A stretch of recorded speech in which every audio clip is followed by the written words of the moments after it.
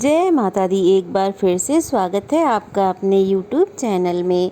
आशा करते हैं आप सबने नवरात्रि की पूजा बड़े ही धूमधाम से की होगी। अब बारी है कलश विसर्जन की, तो आप सब ये भी जानना चाहते होंगे कि कलश विसर्जन की सही विधि क्या है। हम जो पूजन सामग्री प्रयोग करते हैं उसका अंतिम दिन विसर्जन कैसे करते हैं, तो आज की वीडियो में आपको यह सारी बातें विस्तार पूर्वक जानने को मिलेंगी।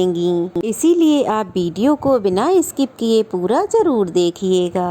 कलश का विसर्जन पूरे 9 दिन और 9 रातों तक पूजा करने के बाद 10वीं तिथि को ही विसर्जन करना बहुत ज्यादा शुभ होता है। नवरात्रि समाप्त होने पर विधि विधान से आप जिस दिन भी विसर्जन कर रहे हो उस दिन एक बार फिर से माँ भगवती सहित 9 स्वरूपों का ध्यान करें, कलश की पूजा करें, धूप दीप जलाएं। इसके बाद मूर्ति विसर्जन और कलश विसर्जन की तैयारी करें। इन 9 दिनों में की गई पूजा और व्रत का पूर्ण फल तभी मिलता है जब पूरी विधि विधान से विसर्जन भी किया जाए। सबसे पहले आप कलश के ऊपर रखे हुए नारियल को पूरी श्रद्धा भक्ति के साथ बहुत ही आराम से उठाएं। फिर इस नारियल को आप लाल चुनरी में बांधकर अपनी माँ, बहन या बेटी को दे दें। इस नारियल को बहुत से लोग बहते हुए जल में प्रवाहित कर देते हैं, बहुत से लोग मंदिर में दे देते हैं और बहुत से लोग जिस दिन कन्या पूजन किया जाता है उस दिन हटा देते हैं और प्रसाद रूप में कन्याओं को बांट देते हैं। आपके यहाँ पर जिस भी नियम का पालन किया जाता हो आप उसी नियम का पालन करें। अगर आप पहली बार नवरात्रि का व्रत रख रहे हैं तो आप इस नारियल को या तो बहते जल में प्रवाहित कर दें या फिर मंदिर में जाकर रख दें। इसके बाद कलश में जो आम या अशोक के पत्ते रखे हुए हैं उन्हीं पत्तों से कलश में जो जल रखा हुआ है उसको अपने पूरे घर में छिड़क दें, क्योंकि ये जल बहुत ही पवित्र होता है, घर में खुशहाली सुख समृद्धि बढ़ाता है। इस जल के छिड़काव से घर में सभी शुभ शक्तियों का वास हो जाता है। घर में जितनी भी निगेटिविटी है, नकारात्मक शक्तियां हैं, बुरी शक्तियां हैं, इस जल के प्रभाव से वो सब दूर भाग जाती हैं। कलश का जल सबसे पहले किचन में छिड़कें, उसके बाद बाकी घर में जो कमरे हैं, हॉल है, जहाँ भी आपको छिड़कना है वहाँ पर छिड़कें और मुख्य द्वार पर भी जरूर छिड़कें। गलती से भी बाथरूम, टॉयलेट के आसपास या फिर किसी भी अपवित्र जगह पर इस जल को ना छिड़कें। इसके बाद जो जल बच गया है उसे आप तुलसी के पौधे को छोड़कर बाकी किसी भी अन्य पवित्र गमले में, पौधे में डाल सकते हैं, क्योंकि माता की पूजा में तुलसी पत्र नहीं चढ़ाए जाते हैं। इसलिए ये जो हमने पूजा की हुई है, कलश के अंदर जो जल रखा हुआ है, ये माँ भगवती के नाम से ही हमने स्थापना की थी। इसीलिए हमें इस जल को तुलसी के पौधे में विसर्जन नहीं करना है। जल की बूंदें परिवार के सभी सदस्यों को अपनी आँखों और अपने माथे पर भी लगाना चाहिए। कई बार जब ऐसा होता है 9 दिन की पूजा के बाद जब विसर्जन की बारी आती है तो कलश में रखा हुआ जल या तो बहुत कम बचता है या पूरी तरह से सूख भी जाता है। अगर आपने कलश स्थापना मिट्टी के कलश से की है तो कई बार ऐसा होता है कि जल या तो थोड़ा रह जाता है या फिर सूख जाता है। फिर भी जितना भी जल बचे आप उसी का छिड़काव कर सकते हैं। कलश के जल में आपने जो भी सामग्री डाली है उसमें सबसे पहले जो सिक्का है उसको निकालकर अपनी तिजोरी में, अपने पर्स में या जहाँ पर भी आप रुपए रखते हो वहाँ पर रख दें। ऐसा करने से दिन दूना रात चौगुना आपका धन बढ़ेगा। जो भी आपके घर में अनावश्यक रूप से खर्चे हो रहे हैं उनमें कमी होगी। आपके जीवन में धन की कभी कोई कमी नहीं होगी। और इसके अलावा आपने जो भी कौड़ी या कमल के गट्टे पानी के अंदर डाले हैं तो कौड़ी का तो प्रयोग आप वापस पूजा में कर सकते हैं। कमल गट्टे, लौंग, इलायची इन सब चीज़ों को विसर्जन कर देना चाहिए।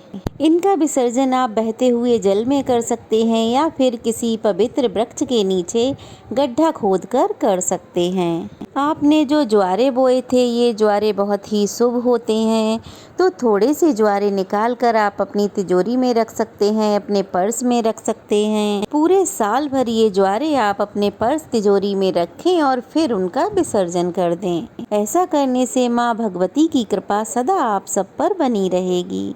और जो बचे हुए ज्वारे हैं उन सब को थोड़ा थोड़ा ग्रहण जरूर करना चाहिए। ज्वारों को कभी भी चाकू या कैंची से नहीं काटना चाहिए। ज्वारे के जो ऊपर का हिस्सा होता है उसे आप बड़े आराम से अपनी अंगुलियों से तोड़ लें और एक एक दो दो जितना हो सके उतने ज्वारे बड़े आराम से खा सकते हैं। एक एक दो दो पत्ते का सेवन घर में सब लोग कर सकते हैं।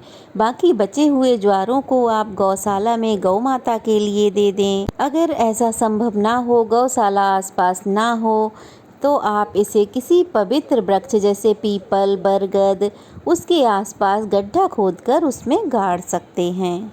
कलश स्थापना में अगर आपने मिट्टी के बर्तनों का प्रयोग किया हो, चाहे वो कलश हो चाहे वो ज्वारे बोने के लिए हो, तो उनका विसर्जन भी आपको कर देना चाहिए। मिट्टी के जो बर्तन आपने प्रयोग में लिए हैं, दिए वगैरह, तो अगली पूजा में उनका प्रयोग नहीं करना चाहिए। आप उनका विसर्जन कर दें या फिर किसी पेड़ के नीचे भी रख सकते हैं, या फिर आप उनमें पानी भरकर, अन्न डालकर पक्षियों के लिए दाना पानी रख सकते हैं।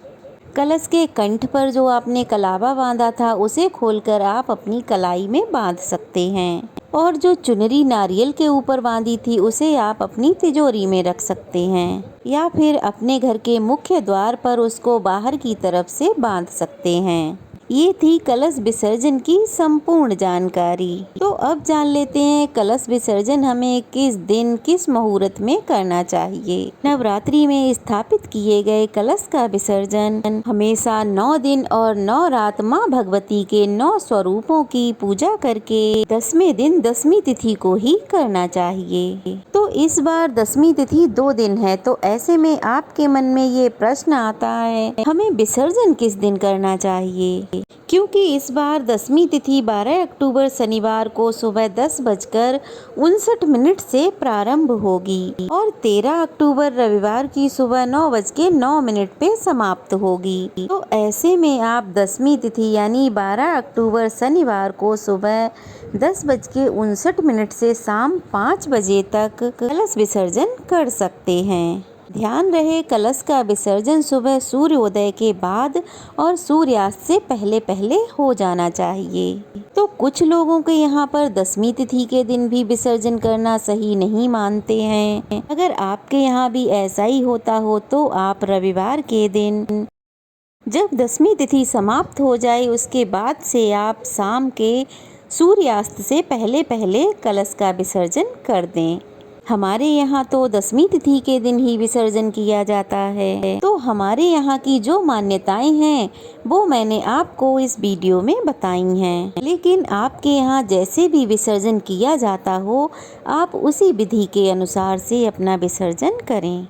अब जानते हैं अष्टमी और नवमी तिथि के बारे में, कन्या पूजन के मुहूर्त के बारे में। इस बार अष्टमी तिथि 10 अक्टूबर गुरुवार को और नवमी तिथि 11 अक्टूबर शुक्रवार को, 10वीं तिथि 12 अक्टूबर शनिवार को है। नवरात्रि के दिनों में महाअष्टमी और महानवमी तिथि अपने आप में ही बहुत महत्वपूर्ण तिथि होती है, क्योंकि इन्हीं दोनों तिथियों में कन्या पूजन किया जाता है। अगर आपके यहाँ अष्टमी तिथि में कन्या पूजन किया जाता है तो अष्टमी तिथि के दिन करें, अगर नवमी तिथि के दिन किया जाता है तो नवमी तिथि के दिन करें। ये थी आज की वीडियो, उम्मीद है पसंद आई होगी। पसंद आई हो तो जय माता दी लिखना बिल्कुल ना भूलें, और अगर नए हैं तो चैनल को सब्सक्राइब करें। चलिए फिर मिलते हैं, तब तक के लिए जय माता दी।